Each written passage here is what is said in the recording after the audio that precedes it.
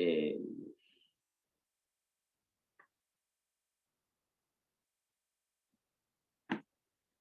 eh, Hoy, 8 del 6 del 21, vamos a dar inicio a las clases correspondientes a la dactiloscopía. Vamos a continuar desarrollando los contenidos de la unidad número 3. En el presente de los casos vamos a hablar de lo que es los puntos característicos.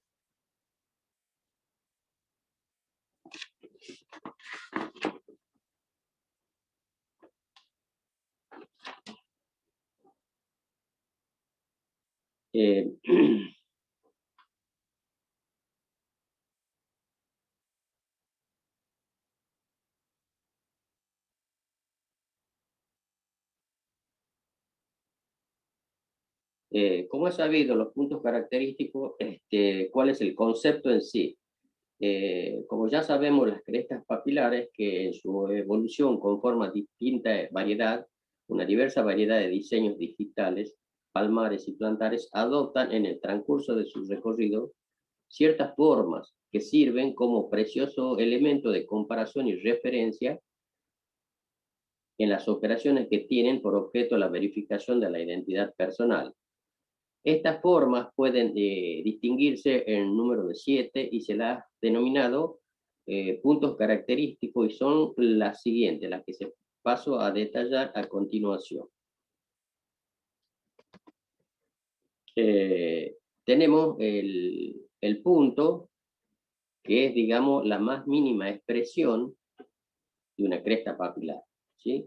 Luego tenemos el islote, que es una cresta también aislada, con un poquito más grande que el punto, mayor que el punto, también se encuentra en la misma situación que la anterior. Luego tenemos la cortada, que es una línea suelta o prolongada, que puede hallarse aislada entre dos ramas o ser la continuación de una línea interrumpida. Luego tenemos lo que se denomina encierro, ¿sí? Que es la línea a la cual se le adhiere otra por uno de sus dos extremos, por uno de sus dos extremos, por uno de sus dos extremos,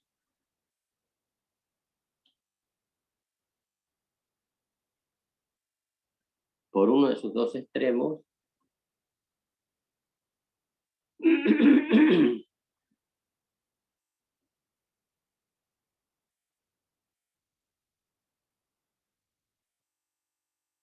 y que adopta formas diferentes, y puede ser de forma circular o de forma ovoidal, y puede presentarse también dentro de la superficie del dactilograma en forma vertical u horizontal.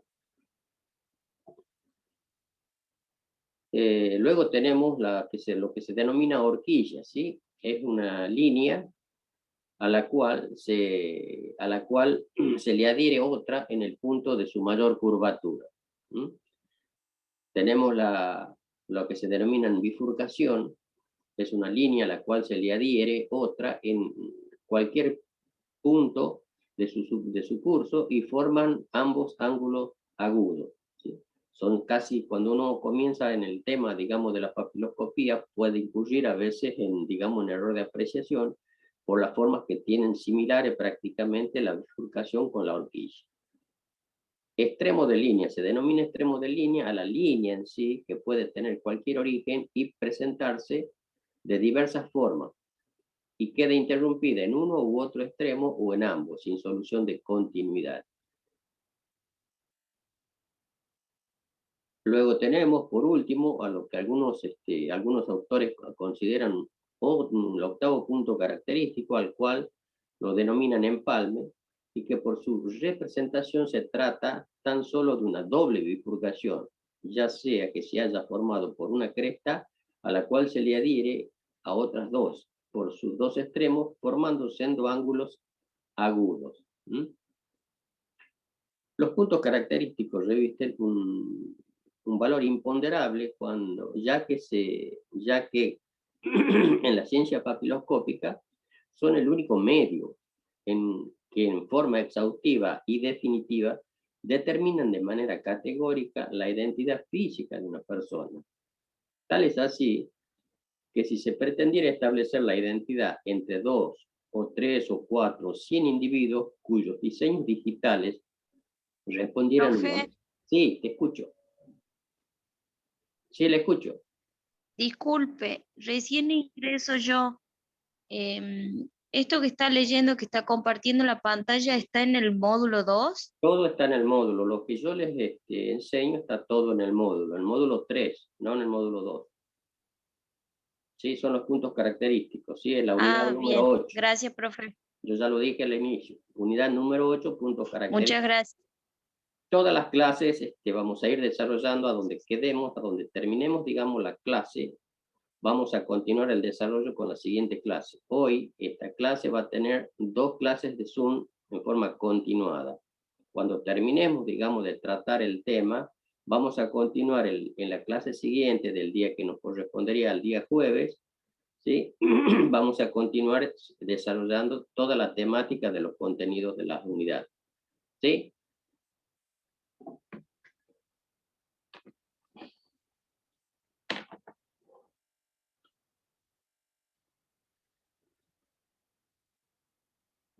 Bueno, continuamos entonces. Decíamos que los puntos característicos revisten un valor imponderable, ya que a ciencia papiloscópica son el único medio que en forma exhaustiva, exclusiva, definitiva, determinan de manera categórica la identidad de física de una persona. Tal es así que si se pretendiera establecer la identidad entre 2, 3 o 4 o 100 individuos cuyos diseños digitales respondieran a un mismo individual y que además todos los diseños tuvieran similares características en cuanto a su conformación general, frente a tal alternativa común, por otra parte, nunca se lograrían contactarla sin apelar finalmente a la comparación por medio de los puntos característicos. De esta forma, podrá arribarse a una conclusión inobjetable e intergiversable, ¿sí? Esto nos da la pauta a nosotros, como peritos, que tenemos la responsabilidad de identificar a las personas en forma eficiente y no vamos a tener, digamos, acá medias tintas, o sea que es la persona o no es la persona. No podemos concluir en que a lo mejor puede ser, se parece, no se parece o no se puede establecer porque yo creo que esto o aquello. Acá son dos las condiciones en cuanto a las conclusiones que vamos a obtener cuando trabajemos en forma pericial, ¿sí? ¿Es la persona o no es la persona? ¿Positivo o negativo? Bueno, acá vemos un gráfico donde se establece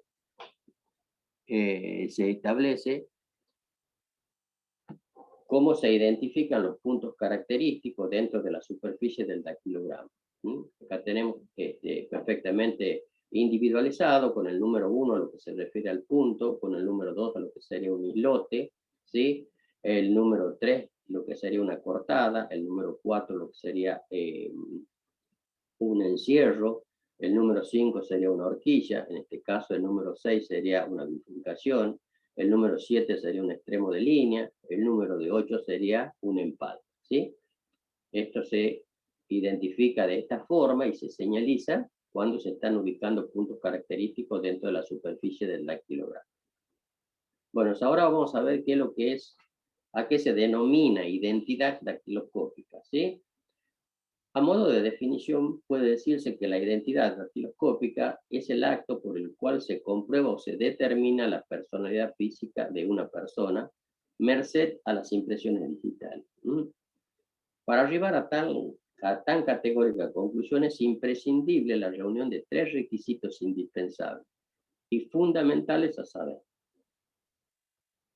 Estos requisitos son, primero, las impresiones digitales a comparar deben pertenecer a un mismo tipo fundamental, ¿sí? Quiere decir que solamente podrán compararse dos arcos con dos presillas internas, dos presillas externas o dos verticillos entre sí, siendo imposible, por otra parte, comparar un arco con una presilla o una presilla con un verticillo en razón de pertenecer a tipos fundamentales distintos. Eso ya lo tenemos que tener grabado como concepto general de esa situación, porque se nos pueden presentar en nuestra carrera profesional, que nos hagan alguna consulta en forma directa. Se necesita que se tomen decisiones judiciales, porque, como ustedes sabrán, cuando se encuentra, digamos, en peligro la libertad de una persona, los jueces tienen término para establecer, digamos, las detenciones de las mismas, y por lo tanto, si existe, digamos, existe, digamos, una disyuntiva en la cual no se puede establecer la identidad de un detenido, y existen fichas dactiloscópicas que vienen de distintas secciones y no se sabe si corresponden o no a la persona, es posible que nos citen a nosotros como perito al juzgado para efectuar, digamos, el cotejo y la comparación de visu, para que pueda tomar una decisión su señoría y establecer si continúa o no detenido esa persona. ¿Está?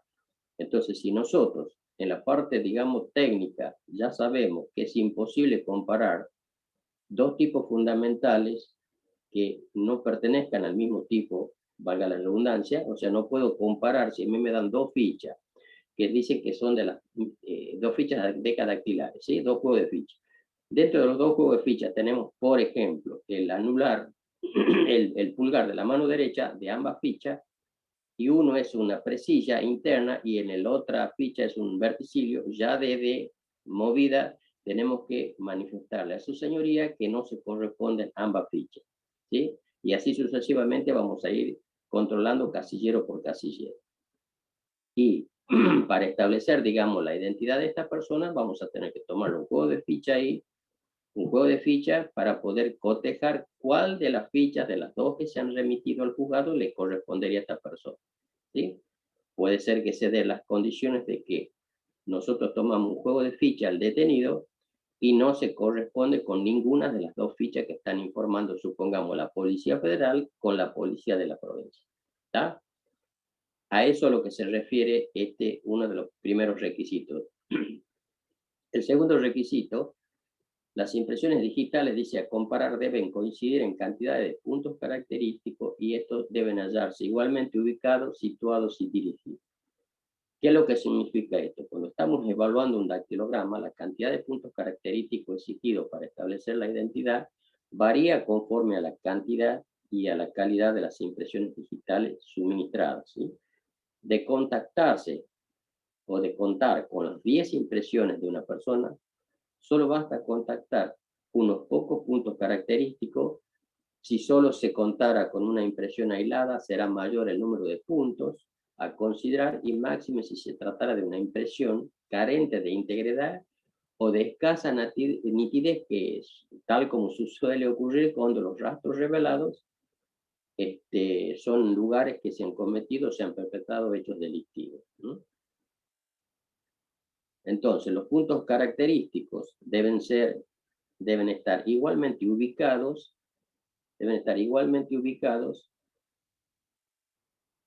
y a esto se refiere que en la zona donde se encuentran, si en un dactilograma de los comparados existe una horquilla en la región nuclear, en el otro también debe encontrarse en el mismo punto, en la igual región del punto y con respecto al eje del dactilograma, ¿sí? Y si el punto característico considerado estuviera situado a la derecha a 5 líneas o crestas del citado eje, así debería estarlo en la otra impresión. Y respecto de los dos que se analizan, o sea, los puntos característicos deben estar igualmente dirigidos. ¿A qué se refiere esto? Cumplidos los dos requisitos anteriores, se considera la dirección de los puntos. Si es una horquilla o bifurcación y se halla dirigida hacia abajo, en uno de los dactilogramas, la misma orientación deberá tener en el otro. Eso es lógico y propio, si no, no se correspondería. Y la tercera y última disposición nos manifiesta que las impresiones digitales a comparar no deben tener puntos desemejantes o característicos desemejantes, salvo los producidos que sean por causas accidentales. En la presencia de puntos característicos desemejantes que no fueran producto de accidente, como la supresión o interrupción de crestas por cicatrices permanentes, las impresiones digitales comparadas entonces no serán idénticas. por lo cual no pertenecerían a una misma persona.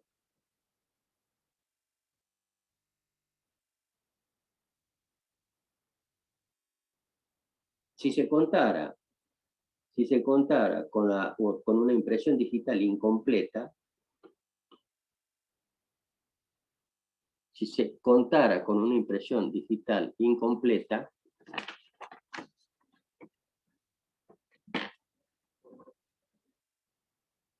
en la que solo apareciera la parte de la región marginal y basilar, con ausencia de la parte nuclear, también sería posible establecer identidad con una impresión incompleta, ya que la diversidad de puntos característicos, los que ya han sido enumerados, se presentan en cualquiera de las tres zonas, a pesar de que algunos, según la región en que se presenten, suelen ser más frecuentes que otros, y en tal caso, en el caso previo, sería necesario.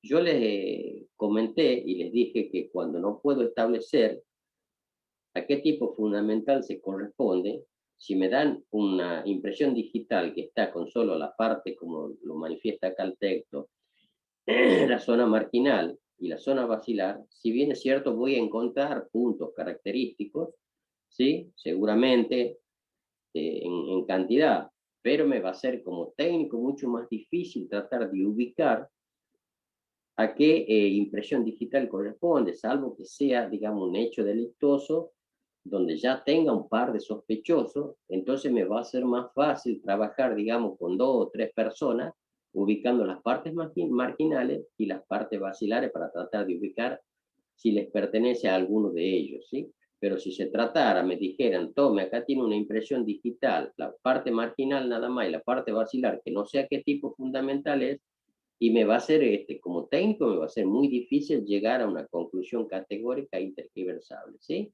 Eso lo tenemos que tener bien, bien establecido.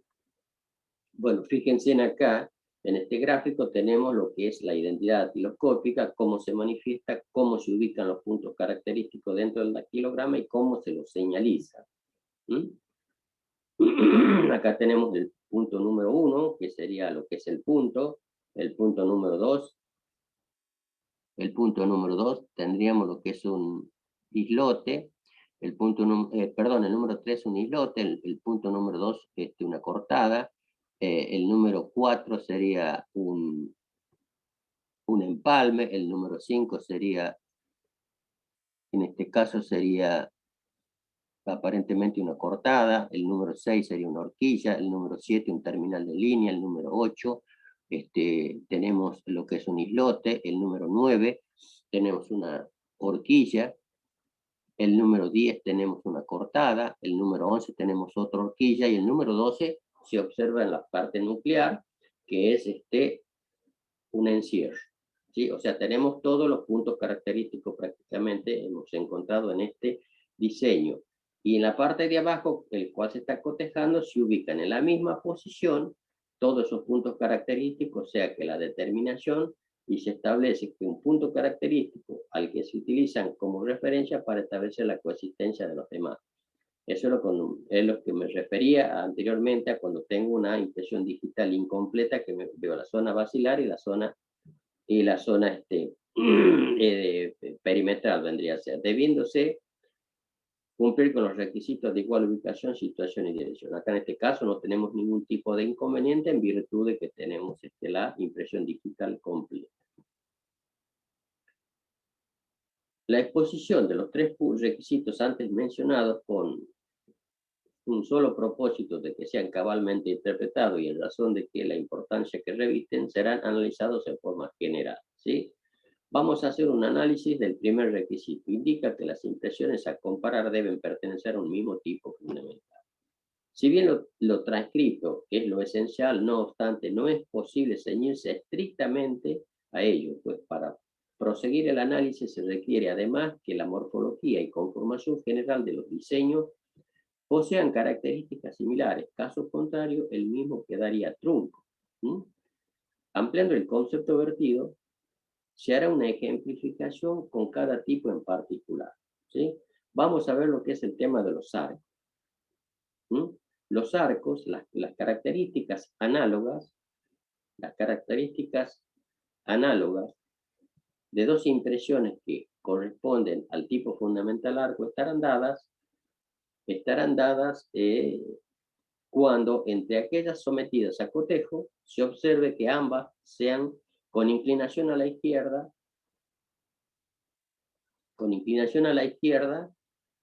a la derecha o sean arcos piramidales. Caso contrario, se descartarán. En cuanto a los arcos llanos o puros, estos generalmente no ofrecen un indicio de similitud por carecer de detalles particulares.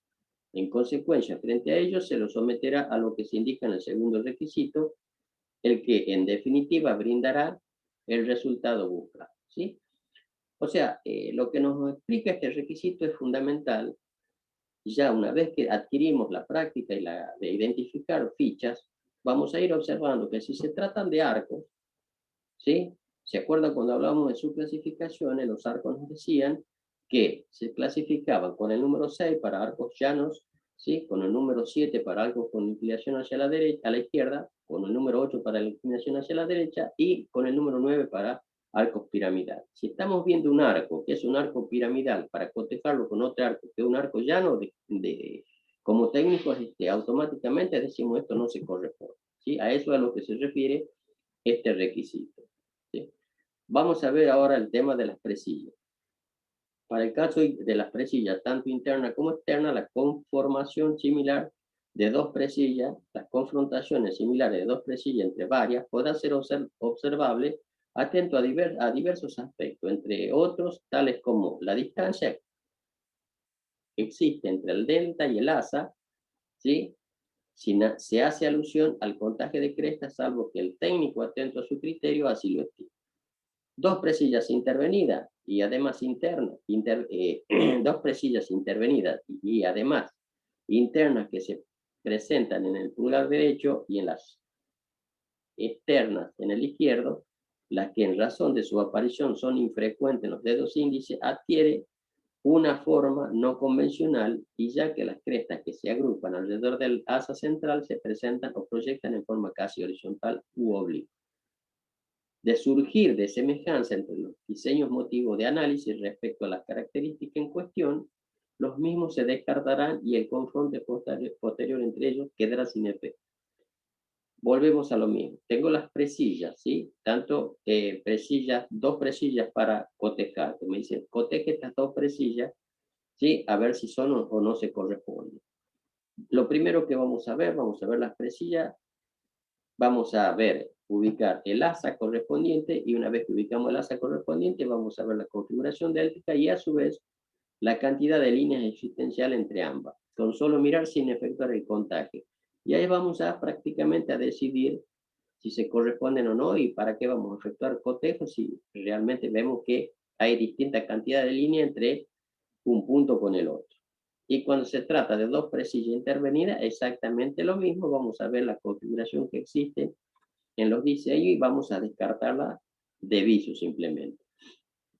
En cuanto a los verticillos, también la comparación entre impresiones pertenecientes al tipo fundamental verticilio, en razón de existir en estos diseños gran variedad de elementos indicativos y con el propósito de centrar la atención en aquellos que posean similitudes generales, fundamentalmente tal similitud deberá observarse en la conformación que adquiere el núcleo respecto de las figuras primarias, tales como las espiraladas con evolución a la izquierda, ¿sí?